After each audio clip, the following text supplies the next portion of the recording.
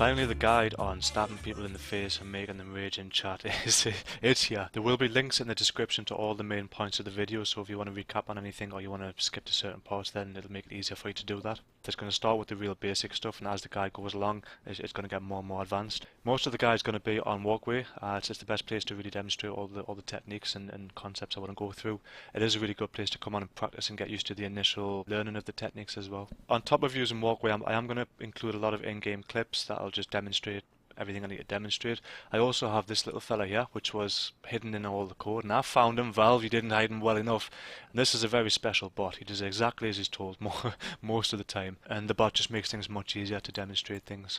During the guide, you're also going to see he's crouching quite a lot, and I'm going to be doing this, so you're going to have a very awkward visual. I can only apologise for that. It just helps us get back online with the player. Toward the end of the guide, there's going to be a massive amount of clips I'm just going to run off back to back just to show different situations and all the various techniques. And then hopefully at the very end of the guide, I'm going to include some tips on trying to avoid the strafe and snap. Quick apology for the audio differences in levels and the bass and stuff.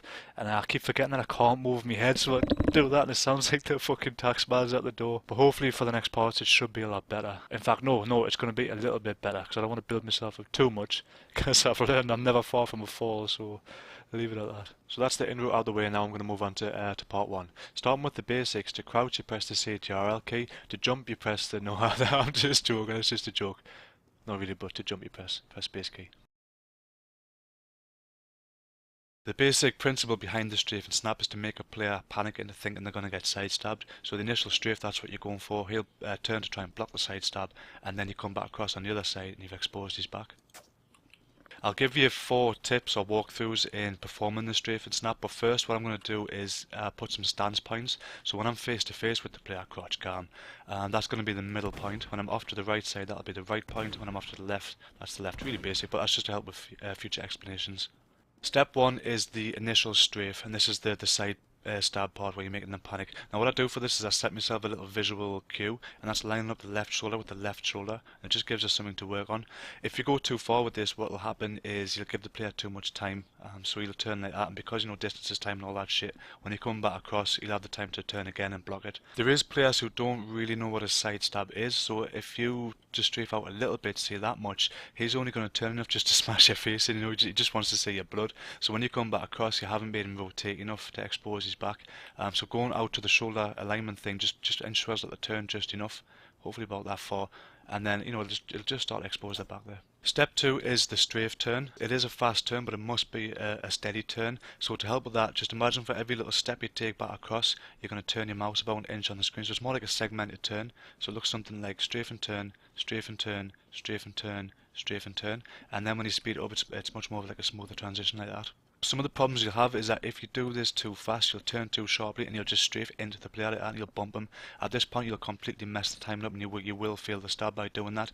If you're really unlucky, you'll strafe out to him far too sharply and you'll just slip down the side like that. It's really embarrassing when that happens, and I still do it now if I'm honest. You know, it's just something you try to avoid. So you've got step 1. Shoulder to shoulder alignment. Step 2, the strafe turn, strafe turn, strafe turn, strafe turn again. And then step 3 is basically the stab. For this, all you do is stab him in the opposite shoulder, and I'll just call it the shoulder stab. So that's tip 3 right there. The shoulder stab just makes sure that you stab in time. So if I'm to speed that up, I let go of the strafe key just as I've done that, but you can say I've drifted out of melee range just with the natural momentum of the strafe. So if I stab now, I'm not hitting anything. It also ensures you're doing it in the right time frame, so you're not going too fast. So you strafe out to the shoulder point, and then when you come back across, if I was to stab from about here, I've only gave the player a little bit of time, so he's probably only rotated about that much, and this isn't a backstab. When I'm strafing back across, I'm going to extend it so I get to the left point and stab him in the shoulder, and what that does is it gives him a little bit more time, so he'll rotate more, and then you can just start to see his back there. Step 4 is angles. Now straight ahead of me is 0, directly to the right is 90 degree, and halfway between the two is 45. You're aiming to land your cursor on 45 just as you've done the stab. So it's step 1, shoulder to shoulder. Step 2 is the strafe turn. Step 3 is the shoulder stab. And then step 4 is the 45 degree angle. What the angle does is it just ensures you're hovering over the player's back box. So if I just rotate the player there, obviously if I want to go about 10 degree, you can hear I'm not hitting anything there, so you know you will miss. It just comes to a point, so just from there I'm starting to hit. Under rotation will also get you out of melee range a little bit faster, so you'll pretty much follow that line there with the points. So there's under rotation. And obviously if you get out melee range faster, you won't have the time to do the stab. You can also over rotate to a point, I'd say roughly 90 degrees to cut off. Any more than that and you're going to start messing up. Now as long as it's a nice steady turn and the over rotation shouldn't be too much of a problem, you'll probably get the stab anyway. The difference with over rotation is that it will change your movement. So what you'll do when you're over rotating is you'll start hugging the player, you'll start moving toward the player. So although you're over rotating, you're still going to stay within melee range. On top of that, you're still going to roughly be over the player's back box, so you're likely to get the stab anyway. You will see in a lot of the clips that I do over rotate. A lot of the times it's by accident. It's not intentional, but there is times where I deliberately do it, which I'll get to later. So a quick recap of the 4 tips. Step 1 is the shoulder to shoulder alignment, just to set your distance. Step 2 is the strafe turn, nice steady but fast turn. Step 3 is the shoulder stab to make sure you're stabbing in time. And step 4 is the 45-degree angle to make sure you're hovering over the player's back box.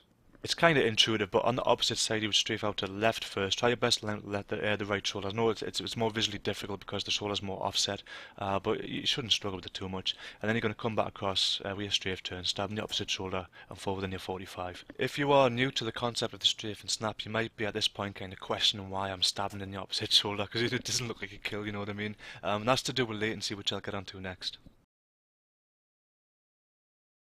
I'm going to crouch on both of these accounts at the same time, but you can see there's like a delay there between the crouches, and that's pretty much latency at work. There's 3 parties to this. You've got the sniper's computer, and then in the middle there's the server, and then on the other side there's my computer. Now what's happening is when the sniper crouches, it takes a bit of time for that crouch information to get to the server. Then the server has to look at that crouch and say yes, the sniper crouched, and then it'll send that information to my computer. And because that takes a little bit of time, the effect of that is this little delay where you can see.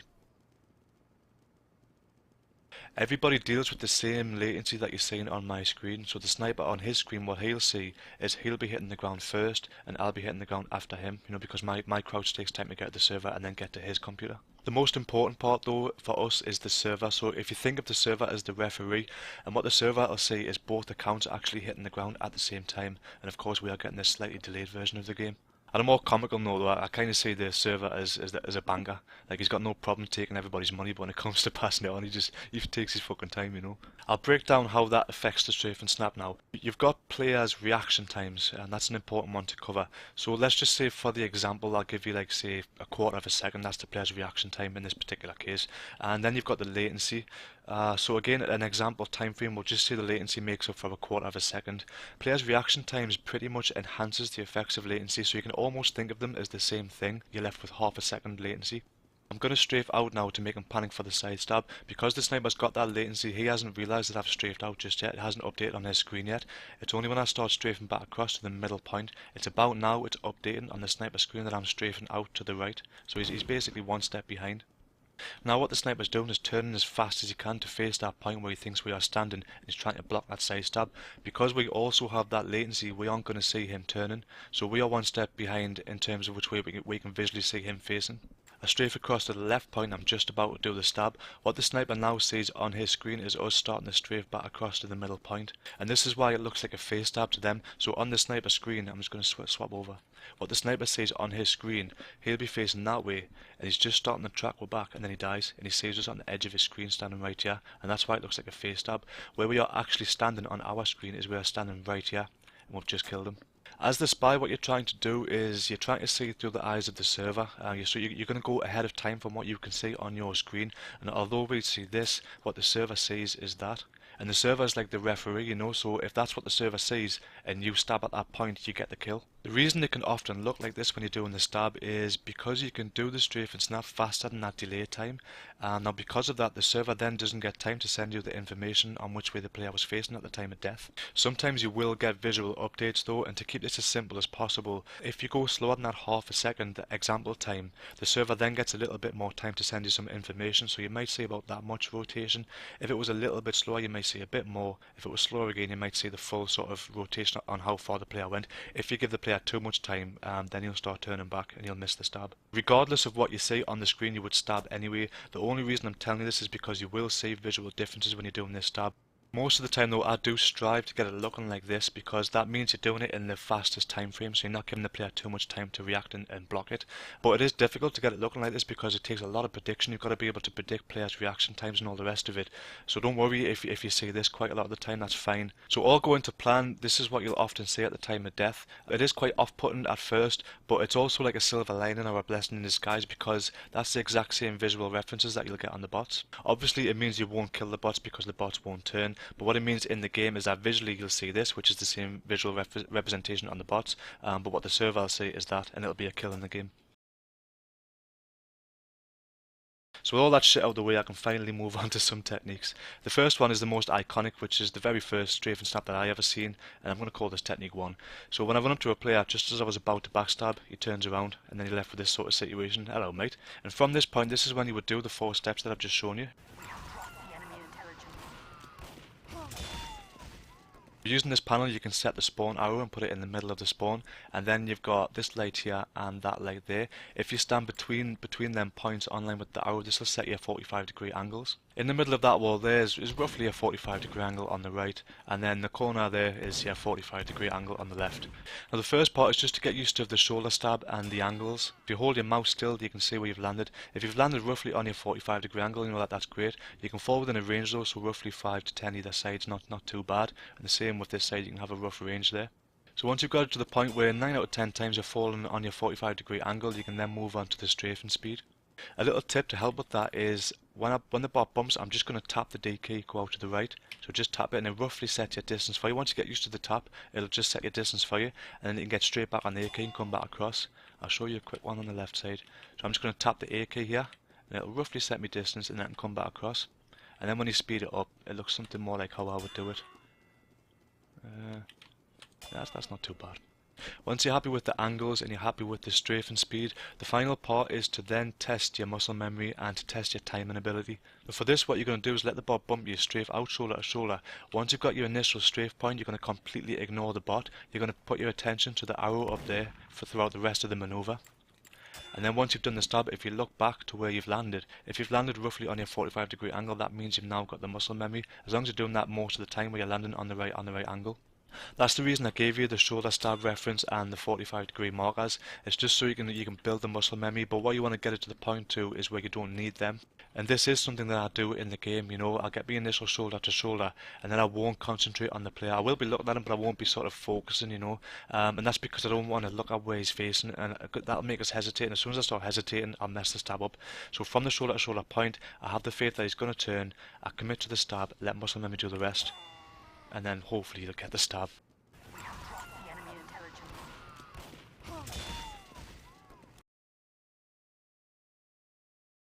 I always try to make a quick judgment on a player before I pick a particular strafe and snap technique. There's 3 types of player for me. The first is a high level player. That could be a player who top scores in pub most of the time, like a pub hero. Above that could be a mid level to high level comp player.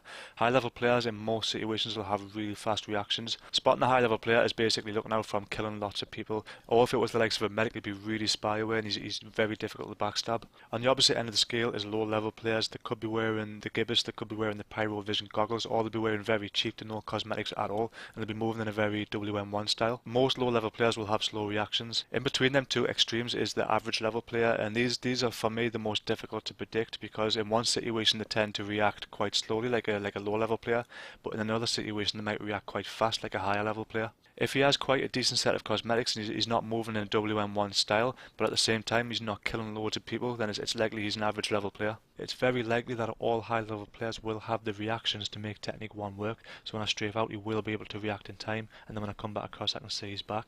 With average level players it can be hit and miss. I'd say just as a general rule, half of them will have the reactions for it, the other half probably won't. So when I strafe out they don't turn enough, they only turn about that much because their reactions are slower, so when I come back across I haven't exposed his back and it won't be a kill. Most low level players, they just won't have the reactions at all. The reality is though, you won't bump the player exactly face to face in melee range like this. It's very rare that happens, and as you've seen in the clip for technique 1, there was a little bit space between them and I actually had to close that space down. Because of that you can then choose a different technique. Technique 2 involves a slightly earlier strafe, so when the bot gets to about that spot there, I'm going to strafe out, and when we do bump in melee range, we're already going to be shoulder to shoulder, so we're going to meet that shoulder alignment, and then come back across, and the rest is just as normal. By strafing out slightly earlier, you give that player a little bit more distance, and again distance is time, so he gets a little bit more time to realise that I've strafed out. This technique is more so aimed at average level players, but it is still fast enough where it will work on good players. If this player was going to rush toward us, because the range is so close, I've got no real choice. If this was a low level player, although it's likely going to still be a little bit too fast, it's going to give you the most chance. So strafe out for technique 2 and give the player a little bit more time, so hopefully you will be able to react then. If you want to practice this on walkway, just use the same points as the previous technique and go through all the same motions. Going for the shoulder bump is just a focal point, it gives us something to work toward. I might not reach that shoulder bump.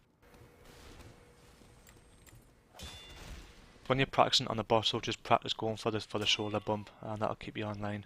And then when you're in the game, you can just adjust as you see fit.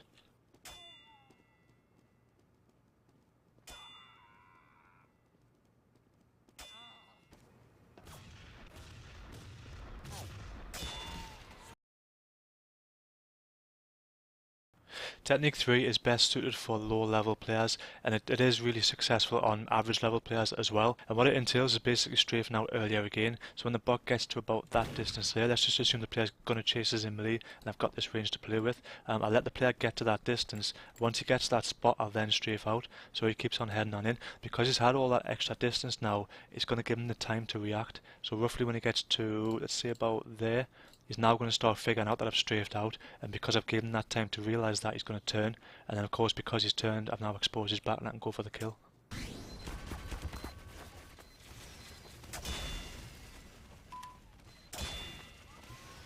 You do have to look at a player and try your best to predict his reactions, you know, to the best of your ability. If you get this right, and it is average to lower level player who does have slower reactions, when you strafe out, it is going to take him to the very last moment to realise that you've done that. You will end up with a strafe and snap, but it's just, you know, it's a strafe and snap that's designed for players with lower level reactions. For really high level players, this is too slow, and you know, they will kill you if you try this technique on them. There is techniques later in the guide what really try to take advantage of that range. Given the range, I'll always go for technique 3 on a lower level player, and for the most part I'll also pick technique 3 for an average level player. The reason behind that is because I noticed over time with doing this technique I was missing melee hits a lot. With the likes of technique 2 and 1 you're almost guaranteed to take a melee hit, and because melee crit rating is so fucking high in pub, often enough I was dying before I could finish the strafe and snap and kill the player. The main reason that you miss melee hits so much with technique 3 is because when you strafe out, the player rushes on in and he still thinks you're standing in the middle, so from about there he's going to swing his melee and completely miss you. Practicing on the bots, again, it's the same points, but things do change a little bit for this technique. This is an exaggerated range, but when the bot gets to that point there, I'm going to strafe out and do a normal strafe and snap. If I stick to the normal timing, you can see it was far too fast and the player wasn't in melee range by the time I'd done that stab,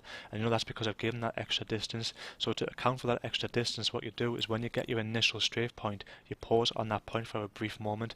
That then allows the player to come in closer, and then you can come back across and go for the stab once the player's close enough. So a realistic range for technique 3 is about there. There's a little white patch and you should have that on your map. A little visual indication to let you know when you're doing this in the right time frame, you know when you're getting that pause right. You don't bump the bot for most of this maneuver, but just as you've done the stab, if you try and bump the bot just as you've stabbed him, and that looks something like this. That wasn't too bad. I think I bumped him a little bit too much there. That was a good one there. I'll try it again. Yeah, and what you'll also notice is that the pause itself, once I've got this realistic distance, the pause, it doesn't look that long. You might not even notice it. I think it's one of them things that you only really notice when you're doing it. And if none of that made sense at all, just try and copy what you see me do, yeah. Because I do have a tendency to make things incoherent, if I don't even know that's the right word.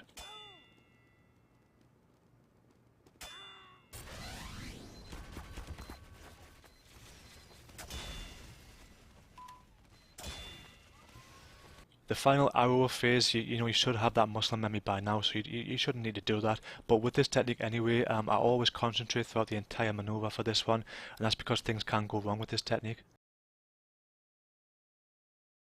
On technique 3, if I mispredict the player's reaction times and he's got really fast reactions, so I strafe out to the right point, still trying to land at the shoulders because I forgot to mention that earlier. He's going to take a few steps forward, but he's going to react to my strafe a lot sooner. He's going to turn to where I'm currently standing, which is on the right point, and he's going to start heading toward this point. About now, I would be finished the pause and I would be getting back across. So if I was to stick to the normal strafe and snap the strafe turn that we've been doing, go with the 45-degree thing and get to the left point, you can see because he's started heading toward that right point, he's now drifted off that straight line and he's now no longer in my melee range. I'll just reset the player back a little bit and I'll get back. Let's just say I was from the right point again.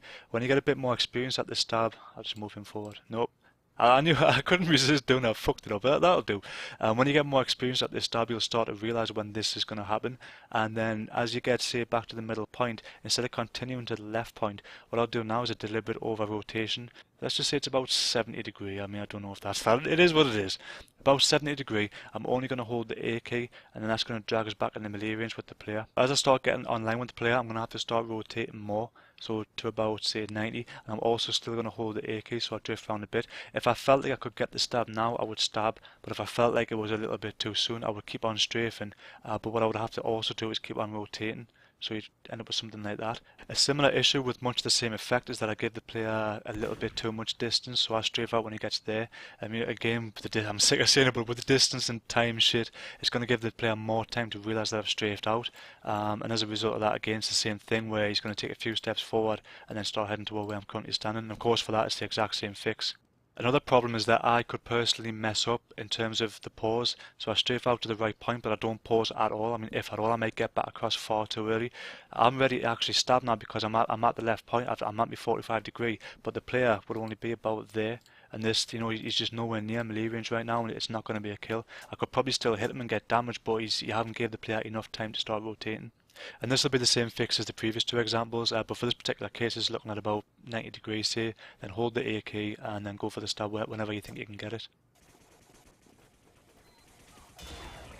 This is why I get so many kills with this technique though, because it really covers two player reaction types. If he is a low level player with slow reactions, it's going to take him to the very last moment to realise, and you're going to take him into that normal strafe and snap mentality. If it was a player who had faster reactions, you would take him into a side stab, although it's not a strafe and snap, it's a side stab, but whatever, and it is quite forgiving if you make mistakes. So I think them three combined is why, as I'm saying, this is why I get so many kills with this technique. And to be honest with you, because there's so many average and low level players in the game, this is probably the most used technique for me out of all of them. It will take a bit of time with this stab to realise when things are going wrong like this, but in the meantime you can train the skill to be able to change your movement just using your mouse turn and your strafe key.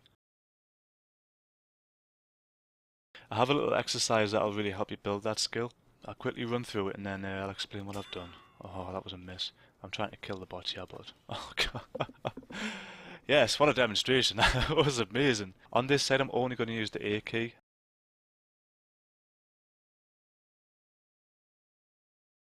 If I'm getting too close to the bot, I'm going to turn to the left and that'll pull us away from the bot.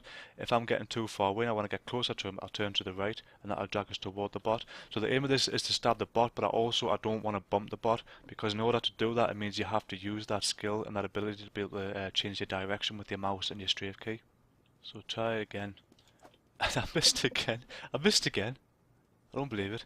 Anyway, that aside, once you get the stab, if you ever get the fucking stab, you're then going to try and head toward the other light. I kind of know where the light is, so it's easy for me to remember and be able to get myself over to that. But if you struggle, just quickly glance at the light as you're holding the AK, have a quick glance and then try and maneuver your way to it. So finally, I've gotten all the fail out of the way, and now I'm going to test myself. There's going to be 3 kills in a row, no fail. Let's go. 1. Oh, he's got one. He's got one. 2. It's not about it's not about winning. Just do it again. Try it again. 1. 2. There we go. 3. And he's fucking still got it. Aside from all the fail there, the movement itself of getting the stab on the bot like that, it closely replicates how I would recover from the likes of Technique 3 when it's going wrong. All of the techniques, you can make mistakes with all of them, so if you've got the ability to really bring it back in this way, then you'll get kills where normally you would probably just die.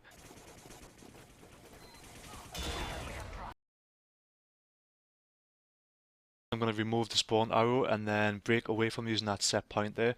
The purpose of that was just to help you build all the initial stuff for the Strafe Snap. Just start putting in some really basic movement and then throwing some random techniques. So that was technique 2. I'll rush this bot and then do technique 1. I'll rush over here as fast as I can, back away a bit and do technique 3. The purpose of that is when you're running around, you're going to close the gap down a little bit faster or perhaps a little bit slower. So on your way to the bot, you're going to have to think about what technique you want to use, and that more so starts to resemble how things go in the game, because you will have to think and look at the distances. One of the things that you can do to make things much easier is, especially on low level players, I'll always keep my movement as simple as possible.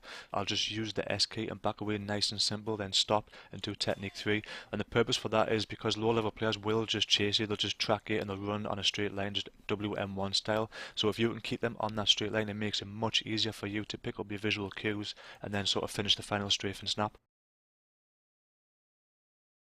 Because Technique 3 is designed for the majority of them average and lower level players who will react in the way that I hope, for the most part it works, but you are going to come across them ones who are a lot faster in reactions and can counter trick stabs a lot better. What I try to do as much as I can is, if I ever see a walled area and I know for a fact the player's going to chase us in melee, I'll try and bring myself over to the wall like that. Then the player, if he intends on meleeing us down, he's going to have to sort of follow us, and it's a bit of a manipulation because it's also going to put that wall down his side as well like that. And then when you've done that on a kind of subconscious level, it makes the player forget about this side. You've probably figured out where this is going, and all I'm going to do now is technique 3. So I'm going to strafe out for the shoulder point. The player's going to come on in, and then because I've strafed out and he's realised I've done that now, he's going to work out what he thinks my intentions are, or my only options, and for the most part he's going to think I'm trying to run off that way, or possibly I'm going for some kind of side stab down this side here. So he's just going to act on that prediction and turn, and then I'm going to come straight back across with the strafe and snap, and then he's dead.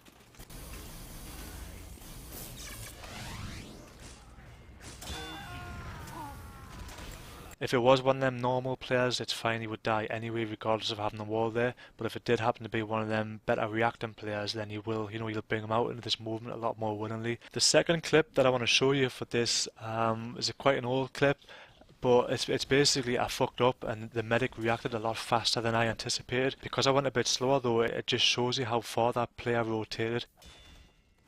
And this also works on good players. I have quite a few good players out here and there. It's obviously not going to be as reliable, but it gives you more chance of making it work. What I would mostly do for higher level players though is try for technique 2. This is just a general tip, so you could use this for basic matador stabs and it would really bring them out into that movement on them as well.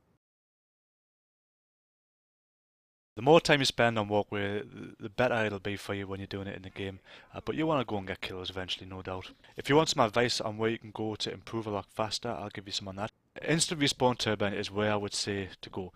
It has to be instant respawn because you're going to die a lot, so the quicker you can get back in there, then the more you can practice. And turbine as a map is just by far the best place I've ever found for the amount of melee encounters that you can get into. Turbine as well, I'll be collecting most of the demonstration clips anyway, which I think is just testament to how good that map really is. But I understand that people detest that map with a passion, so if you can't stand it, then guess you could try the likes of Dead Group Keep.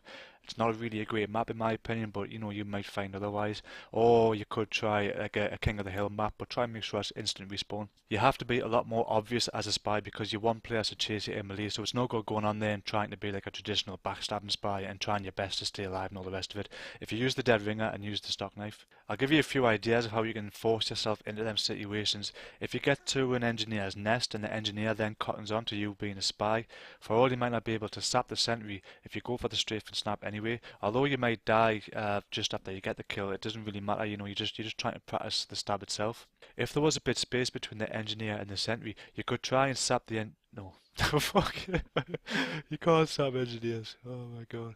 Imagine you could sap engineers. How much easier would it be? You would just sap the engineer and then tickle the sentry. If there's a bit of space between them and you can sap the sentry, then if you put yourself between the sentry and the engineer, it means the engineer has to get through you to remove the sapper. So most low level to average engineers will just pull up a wrench and come straight after you. Another good target is snipers. If you can sneak up behind one, instead of just backstabbing him, if you get into technique 3 kind of range and then just shoot him once, when he turns around, because you're so close, he's going to pull out his melee and come straight after you. It's very likely he'll do that. If he has the razorback on, that doesn't really matter. Go for the strafe and snap anyway, because if you can destroy the razorback, that means you've done the strafe and snap right, and because the sniper's still alive, you can then just practice it again and get 2 chances in one situation. There is the third option where he turns around, quick scopes you. It blows your fucking head off, but that's just a small detail. Medics are another good option if you stab his pocket, say the heavy or the soldier, because you're going to be so close to the medic, it's likely he's going to pull out his melee and come after you. So that's the general idea. If somebody's going to chase you in melee, see it out till the very end, regardless of what the outcome is. So far I've only showed you about a fraction of what I personally use in the game, so you're going to be really limited at the minute in how many kills you can expect to get. If you just try and get one kill on each technique though, but if you can get any more than that, that's obviously great. Hopefully motivation provided, I can finish the rest of the guide and then show you all of the techniques. The strafe snaps themselves aren't actually that difficult, the buttons that you press and so forth, they're really quite easy. The most difficult part is actually looking at a player and making the right prediction on how good you think that player is, and then picking the right technique for the right situation. And once you can do that, then you'll start getting a lot of kills, and that's where most of the deaths come from, because it's so easy to get it wrong, especially when you're just learning it all. But after a while it does click to the point where you can just run up to a player and get a face stab at will. If you look to the right, you can see that David Attenborough is leaving the building. Yes, it's been a very long one, and I'm sorry for that, but it's part one, and it's all the bulky kind of beginner stuff, so good luck, have fun, and I hope it works out for you. I do feel a little bit sorry for you, I'm not gonna lie, but you'll be fine.